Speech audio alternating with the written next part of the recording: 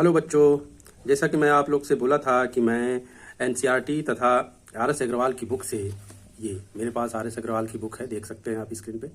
तो इससे मैं आपका 10th क्लास का सारे मैथ को सलूशन करवाऊंगा। ठीक है, अभी आर एस अग्रवाल करा रहा हूँ, इसके बाद मैं एनसीईआरटी कराऊंगा। ठीक है, तो ये आर एस अग्रवाल भी बहुत ही इंपॉर्टेंट बुक होती है, इससे भी क्वेश्चन आते हैं पेपर में, बहुत देखने को मिलते हैं। तो हम लोग इसके पिछले क्लास में 1 बी का हम लोग सलूशन कर रहे थे, जिसमें हमने 4th नंबर का क्वेश्चन कर दिया था। 4th नंबर तक के क्वेश्चन कर दिए थे। आज बारी है 5वें नंबर क्वेश्चन की बच्चों। तो आप ध्यान से देखिए, इसमें 5वें नंबर के क्वेश्चन में ये बोल रहा है using prime factorisation find the HCF and LCM. ठीक है, मतलब आप प्राइम फैक्टराइजेशन का यूज करके एचसीएफ और एलसीएम निकालना है आपको। तो कैसे निकालेंगे, चलिए इसको बारी बारी से, इसमें से 6 सवाल है, कम से कम 2 या 3 सवाल आपको लगा के मैं दिखाता हूँ। ठीक है, तो देखते हैं। देखिए, अब जैसे पहला क्वेश्चन इसमें ये है, पहला क्वेश्चन इसमें ये है बच्चों कि 8, 9 और 25, इसका एचसीएफ निकालना है बच्चों। एचसीएफ निकालना है और एलसीएम निकालना है।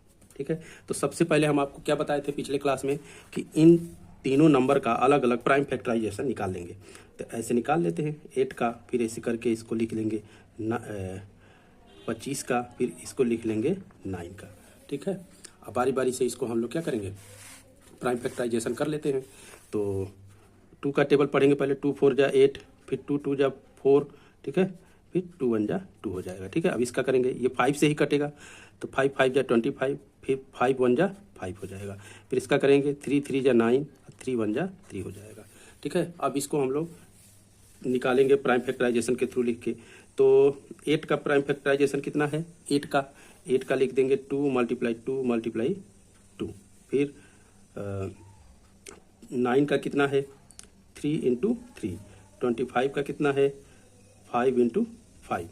तो बच्चों इसमें देखिए, इसका लिख देंगे 2 पावर 3, इसका लिख देंगे 3 पावर 2, इसका लिख देंगे 5 पावर 2।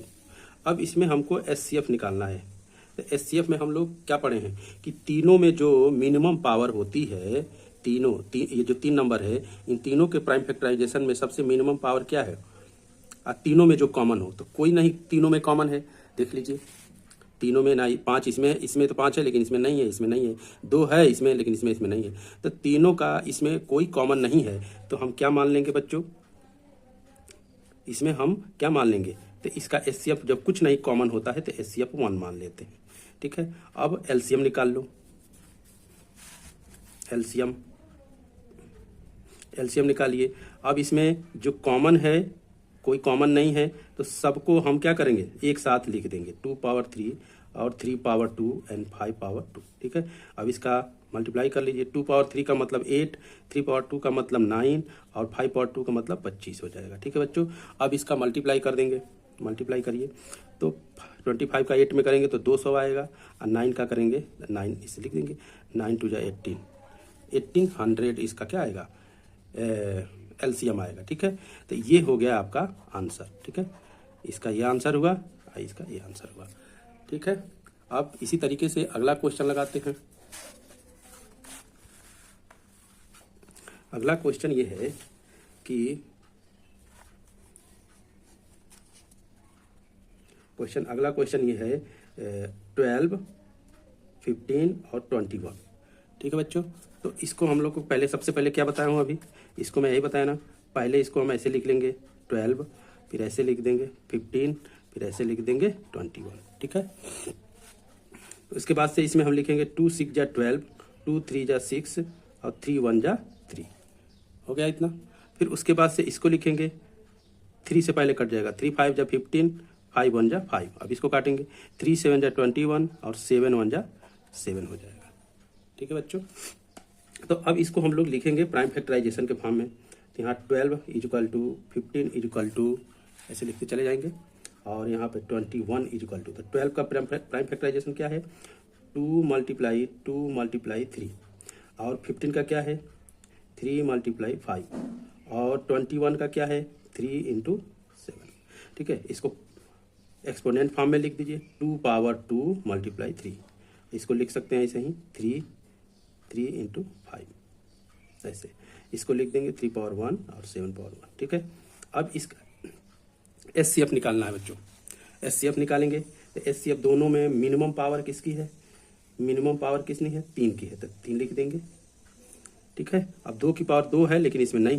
तो बच्चों इनका जब प्राइम फैक्टराइजेशन कर लेंगे तो इसमें मैक्सिमम पावर मतलब एक्सपोनेंट के फॉर्म में लिखेंगे, इसको एक्सपोनेंट के फॉर्म में, इसको भी एक्सपोनेंट के फॉर्म में लिखेंगे। अब इसका एचसीएफ निकालेंगे तो एचसीएफ में जो होता है, जो तीनों में कॉमन होता है, तो उसकी सबसे मिनिमम पावर लेंगे।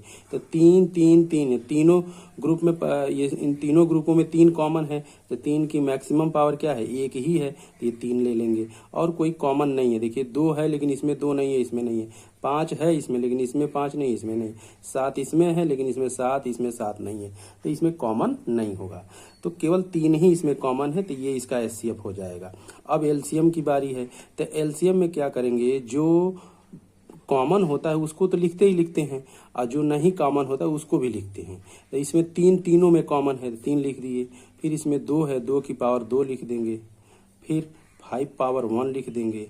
फिर 7 पावर 1 लिख देंगे। अब इसका मल्टीप्लाई कर दो तो क्या हो जाएगा, 3 2 की पावर 2 है तो ये 4 हो जाएगा।